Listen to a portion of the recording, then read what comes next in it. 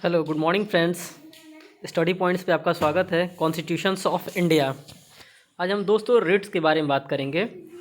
Rate article 32 के माध्यम से हम लोग सुप्रीम कोर्ट जाते हैं और आर्टिकल 226 के माध्यम से हम लोग हाई कोर्ट जाते हैं। दोस्तों ये जो रिट की बात करते हैं, रिट हर एक एग्ज़ामों में पूछा जाता है। कोई भी कंपटीशन का अगर आप एग्ज़ाम दे रहे होंगे तो उस एग्ज़ाम में आपसे रिट के बारे में पूछेगा कि हाँ हमारे संविधान में कितने प्रकार का रिट दिया गया है और वो रिट कौन कौन से होते हैं। तो मैं आपको बताना चाहता हूँ रिट संविधान के अनुच्छेद 32 के अंतर्गत उच्चतम न्यायालय में और अनुच्छेद 226 के अंतर्गत उच्च न्यायालय में रिट याचिका दाखिल करने के नागरिकों को यह शक्ति प्रदान किया गया है।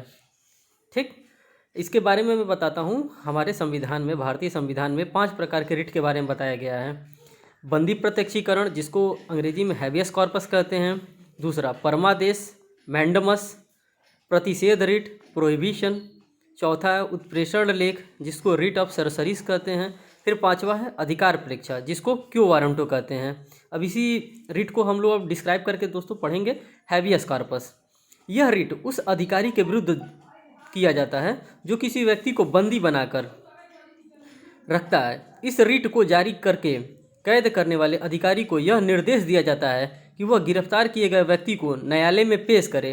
इस रिट का उद्देश्य मूल अधिकारों में दिए गए दैहिक स्वतंत्रता के संरक्षण के अधिकार का अनुपालन करना है।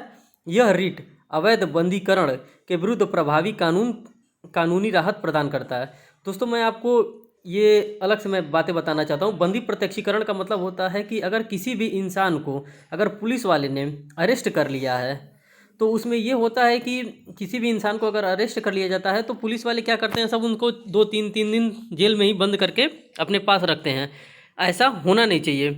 इसलिए नहीं होना चाहिए क्योंकि हमें भारतीय संविधान के अनुसार दैहिक स्वतंत्रता हमको प्रदान किया गया और दैहिक स्वतंत्रता के अंतर्गत हमको ये बताया गया है कि अगर आपको कोई भी पुलिस वाला अगर आपको गिरफ्तार करता है तो आने और जाने का समय छोड़ करके 24 घंटा के अंतर्गत आपको किसी भी न्यायाधीश के सामने प्रस्तुत करना होता है।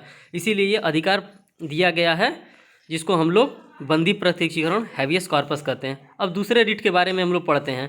परमादेश, दूसरा रिट का नाम है परमादेश। आपको ऊपर हेडिंग से ही पता चल रहा है परमादेश, जिसमें परम आदेश होता है। जैसे हाई कोर्ट हो गया या सुप्रीम कोर्ट हो गया, उसने अपना आदेश दे दिया है, मतलब परम आदेश दे, उसके आदेश के अलावा अब किसी का आदेश नहीं चलेगा।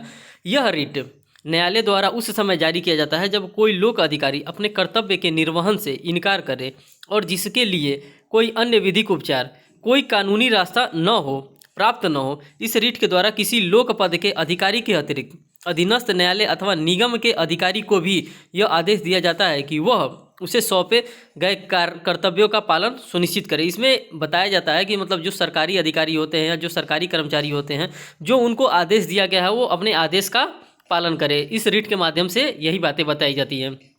फिर आगे हमको बताया गया है प्रतिषेध रिट। प्रतिषेध का मतलब होता है प्रोहिबिटेशन, मतलब कहीं भी आपको जाने से या किसी चीज़ को करने से मना किया जाता है। इस रिट में ये बताया गया है कि किसी भी चीज़ को किस तरह से करने से रोका जाता है।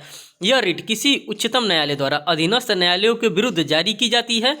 इस रिट को जारी करके अधीनस्थ न्यायालयों को अपनी अधिकारिता से के बाहर कार्य करने से रोका जाता है। इस रिट के द्वारा अधीनस्थ न्यायालय को किसी मामले में तुरंत कार्यवाही करने तथा की गई कार्यवाही की सूचना उपलब्ध कराने का आदेश दिया जाता है। मतलब इसमें रोकने की बात कही गई है। ये तीसरा रिट हो गया आपका। अब आपका आता है चौथा रिट, जिसमें अधिकार परीक्षा, मतलब आप अपने अधिकार से ज़्यादा जाकर कोई भी काम नहीं कर सकते हैं, यह रिट जारी करता है। इस रिट के बारे में अब हम लोग जानते हैं। इस रिट को उस व्यक्ति के विरुद्ध जारी किया जाता है जो किसी ऐसे लोक पद पर, जो किसी पब्लिक पोस्ट को धारण करता है, मतलब यानी कि सरकारी नौकरी करता है, जिसे धारण करने का अधिकार उसे प्राप्त नहीं है। इस रिट द्वारा न्यायालय लोक पद पर किसी व्यक्ति के दावे की वैधता की जांच करता है। यदि उसका दावा निराधार, नॉट वेल फाउंडेड है, तो वह उसे पद से निष्कासित कर देता है। इस रिट के माध्यम से किसी लोक पदाधिकारी को अपने अधिकार क्षेत्र से बाहर जाकर आदेश देने को रोका जाता है। मतलब इस रिट के माध्यम से, क्यो वारंटों के माध्यम से किसी को अपने अधिकार क्षेत्र से बाहर नहीं जाने दिया जाता है। अब हम लोग दूसरा रिट पढ़ते हैं उत्प्रेषण लेख, जिसको रिट ऑफ सरसरी कहते हैं। यह रिट भी अधीनस्थ न्यायालयों सबऑर्डिनेट कोर्ट के विरुद्ध जारी किया जाता है। इस रिट को जारी करके अधीनस्थ न्यायालय को यह निर्देश दिया जाता है कि वे अपने पास संचित मुकदमे के निर्णय लेने के लिए उस मुकदमे को वरिष्ठ न्यायालय अथवा उच्चतम न्यायालय को भेजें। उत्प्रेषण लेख का मतलब उच्चतम न्यायालय द्वारा अधीनस्थ न्यायालय के चल रहे किसी मुकदमे के प्रलेख की समीक्षा मात्र है। इसका तात्पर्य यह नहीं है कि उच्चतम न्यायालय अधीनस्थ न्यायालयों के निर्णयों के विरुद्ध हो सकता है। मतलब ये जो उत्प्रेषण का रिट है, सुप्रीम कोर्ट या हाई कोर्ट कहता है कि आप अपने जो भी आप इसमें क्या कहते हैं, जो भी आपने डॉक्यूमेंट है उसको रिव्यू के लिए वो क्या करता है, मंगाता है। मैं आपको बता देना चाहता हूँ दोस्तों, ये जो पांचों रिट की बात हमने की है, ये पांचों रिट आपके किसी भी कंपटीशन एग्जाम में पूछा जाता है कि